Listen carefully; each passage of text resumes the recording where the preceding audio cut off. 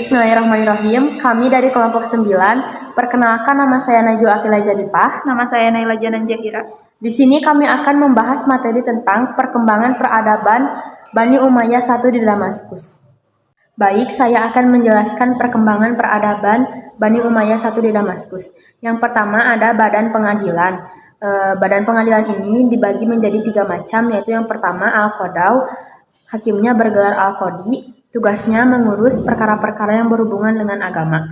Yang kedua ada Al-Hisbah, hakimnya bergelar Al-Muhtasib, tugasnya mengurus perkara-perkara yang berhubungan dengan masalah-masalah umum.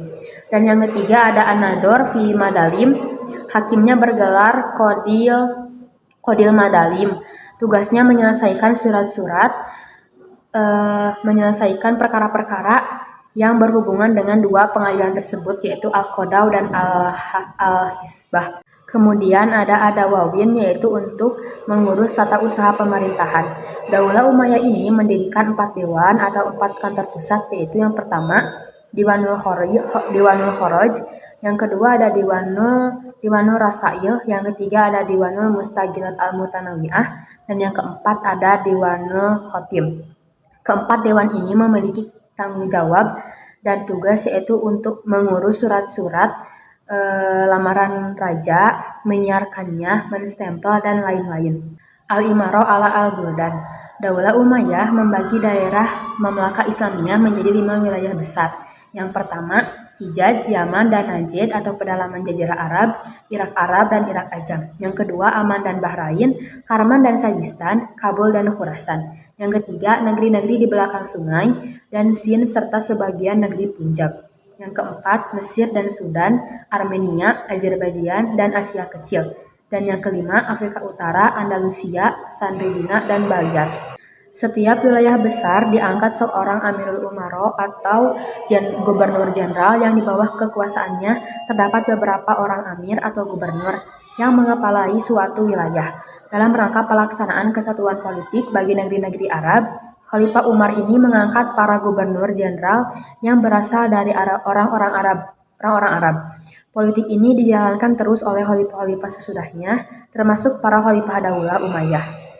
Barid, yaitu organisasi pos dalam tata usaha pemerintahan semenjak Muawiyah bin Abi Sufyan memegang jabatan khalifah. Setelah Abdul Malik bin Marwan berkuasa, organisasi ini dikembangkan sehingga menjadi alat penting dalam administrasi negara.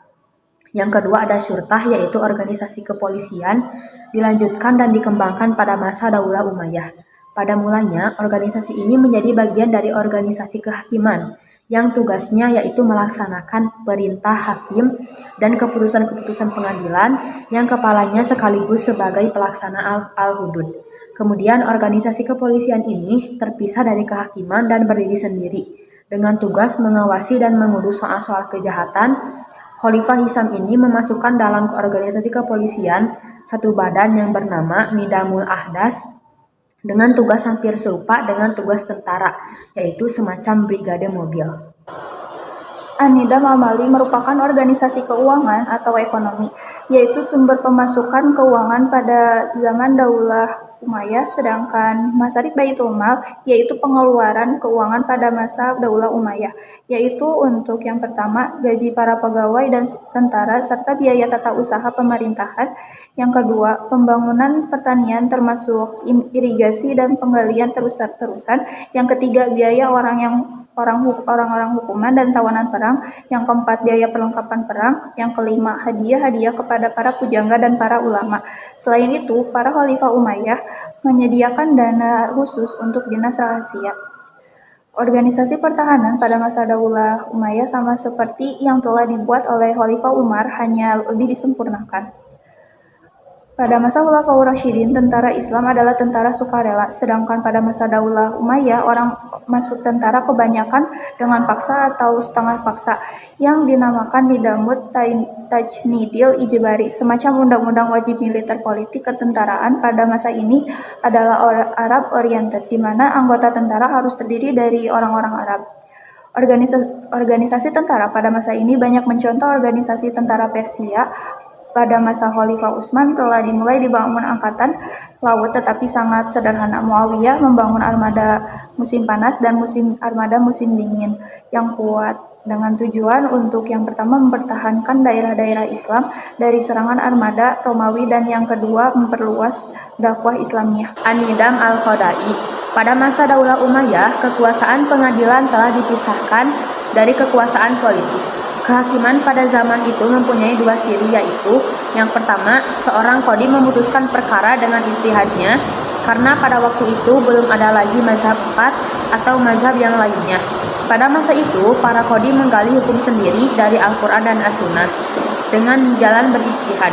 Yang kedua, kehakiman belum terpengaruh dengan politik karena para qadhi bebas merdeka dengan hukumannya, tidak terpengaruh dengan kehendak para membesar yang berkuasa. Para hakim pada zaman Umayyah adalah manusia pilihan yang bertakwa kepada Allah Subhanahu wa taala dan melaksanakan hukum dengan adil. Sementara itu, para khalifah mengawasi gerak-gerik dan perilaku mereka sehingga kalau ada yang menyeleweng langsung dipecat. Kehakiman di zaman ini dibagi ke dalam 3 badan, yaitu 1. Al-Qadha. Seorang qadhi bertugas menyelesaikan perkara-perkara yang berhubungan dengan agama. Yang kedua ada Al-Hisbah, seorang Al-Muhtasib berhubungan menyelesaikan perkara-perkara umum dan soal-soal pidana yang memerlukan tindakan cepat. Dan yang terakhir ada An-Nadhor fil Madalim, yaitu mahkamah tertinggi atau mahkamah banding. An-Nadhor ini merupakan pengadilan tertinggi yang bertugas menerima banding dari pengadilan yang berada di bawahnya dan mengadili para hakim dan para pembesar tinggi yang bersalah. Pengadilan ini bersidang di bawah pimpinan khalifah atau orang yang ditunjuk olehnya. Para khalifah Bani Umayyah menyediakan 1 hari dalam seminggu untuk keperluan ini. Dan yang pertama kali mengadakannya adalah Khalifah Abdul Malik bin Marwan.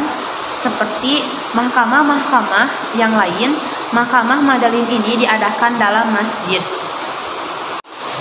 Ketua Mahkamah Madhalim dibantu oleh 5 orang pejabat lainnya, di mana sidang mahkamah itu tidak sah tanpa mereka, yaitu yang pertama, para pengawal yang kuat yang sanggup bertindak kalau para pesakitan lari, yang kedua, para hakim dan qadhi, yang ketiga, para sarjana hukum atau fuqaha tempat para hakim meminta pendapat tentang hukum, dan keempat, para penulis yang bertugas mencatat segala jalannya sidang. Selain itu, pada masa Daulah Umayyah diadakan 1 jabatan baru yang bernama Al-Hijabah, yaitu urusan pengawalan keselamatan khalifah. Kebijakan ini diambil mungkin karena khawatir akan terulang peristiwa pembunuhan terhadap Ali dan percobaan pembunuhan terhadap Muawiyah dan Amr bin As.